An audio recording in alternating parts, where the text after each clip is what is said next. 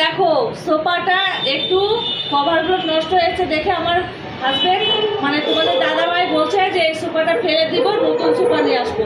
তা আমি ভাবলাম নতুন সোফা কেন নিয়ে আসবো, এই সোফাটা তো চলছে।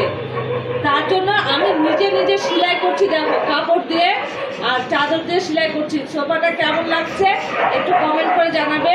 আর ওইখানে দেখো সোফার ওই কীগুলো বালিশগুলো ঠিক করেছি, সেলাই করেছি কভার দিয়ে, পরে দেখাবো তোমাদেরকে।